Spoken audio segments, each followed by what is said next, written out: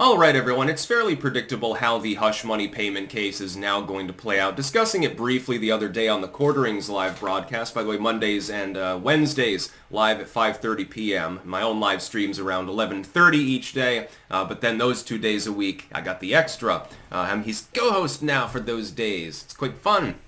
But, the Michael Cohen testimony pretty much puts the last nail in the coffin, in my opinion. I don't think they're going to find him guilty. I think that these charges will fall through, and that's going to be a big boon to Donald Trump. Not that it wouldn't be a big boon for him to be found guilty, because then they have to grapple with how to punish him. Well, here we've got the former president of the United States. He has to have a security detail around him 24/7. We can't put him in a normal prison. If we did, we'd have to clear out the whole area. You might run afoul of the fact that it would be technically solitary confinement, but with a bunch of armed Secret Service agents around him 24/7, effectively putting them into jail in the process. That could be messy. Oh, and put him under house arrest. Shit, he can still campaign from home now. Yeah, because the whole point is to keep him from campaigning and drain his coffers, basically. I don't think they'll find him guilty, though. So they, at least on this case, they don't have to grapple with the optics of sending the former president to his vast 200-bedroom mansion and pretending that that's going to appease the liberals as a form of punishment.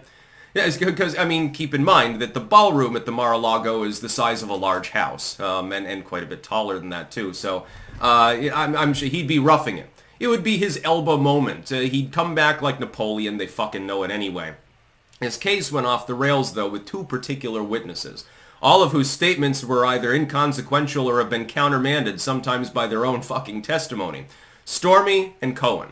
Stormy Daniels' testimony was basically Trump's pee-pee. Ta-da, that's basically it. Basically, bitching and complaining about his performance in bed and stuff like that. That was for no purpose other than humiliation. And upon appeal, any competent judge would throw the case out in the verdict too and declare a mistrial anyway. So even if they get him on one of these charges, it's inconsequential. Then you've got Michael Cohen. So he doesn't talk to the dead or fixate on Trump's mushroom like Stormy Daniels did in her testimony and her various public comments. No, he just admitted live on the stand that he stole $30,000 from the Trump organization and produced an audio clip that countermands the very notion that Donald was even really aware what the fuck was going on. We have a rather callous and nonchalant Trump originally talked about, saying he didn't care if Melania found out, nobody gives a fuck, but then all of a sudden he's real damn concerned about everyone finding out and decides to throw money at the situation.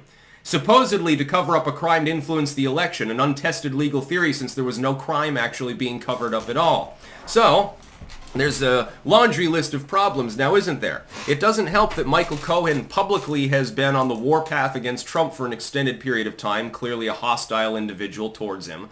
It doesn't help that he was like, the basic premise originally, prior to this testimony, was, I was always this good trooper for Trump, and basically he threw me under the bus. Oh, but I was stealing money from his organization at the time because I didn't feel that I got enough of a Christmas bonus. His words, not mine. He stole $30,000 from the Trump organization. Is this a reliable witness who's going to give unbiased and truthful testimony? See, there's that other problem about the fact that his public comments sometimes countermand what he said during his testimony at all. And then, not to even talk about the obvious bias of the judge in this case. The case went off the rails. So there you have it. The one case where they were probably most likely to actually score a victory is probably up in smoke. Jack Smith's case doesn't exist anymore. That's on indefinite hold. The Fulton case is on appeal right now because they might kick Fani Willis out. Ironically speaking, it would probably be better for the prosecution if they did and replaced her on that case, because then, at least the jury can be instructed. Just ignore the bias from the obvious bias in the previous people. We got a new prosecution is doing this now, so everything's hunky-dory. I think Trump is hoping that Fani Willis stays on, because then the case looks warped to begin with. So those are the criminal cases. Then you got Jean Carroll and the Letitia James Engeron bullshit. Those are civil matters. Those don't have anything to do with breaking the law. They have to do with civic matters, a recuperation of supposedly lost finances.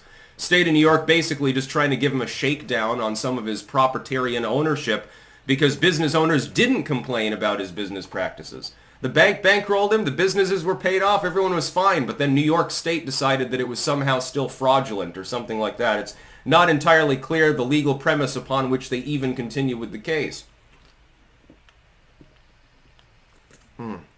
These peach-flavored ones are pretty good, by the way. Does taste nice and peachy. I don't know how exactly they got that much flavor in it without any sugar, but they found a way. Congrats to them. That's damning. I mean, the prosecution's testimony from its star witness is arguably more damaging than anything the defense did in this case. I'm sure they only called 2 defense witnesses anyway. Towards the end here, I think they realized this is pretty much a open and shut case anyway.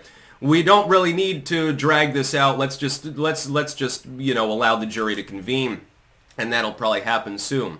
So we'll get that decision, long before the election.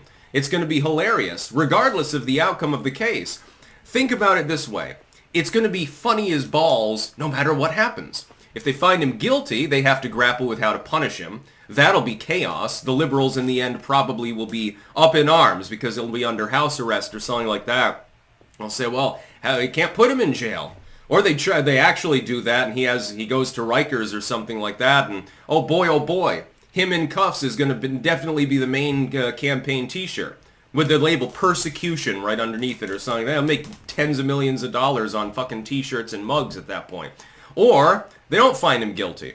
And that really hazards the other cases too, because supposedly they were all of these wonderful cases with so many felony charges, and he's dead to rights, we got him this time.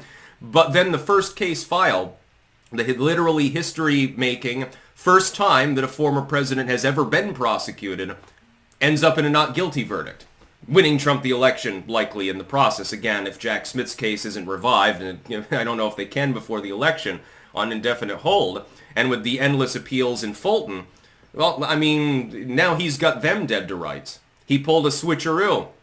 They thought they had a straight flush. They didn't even get a 2 pair. That's about all. Peace out.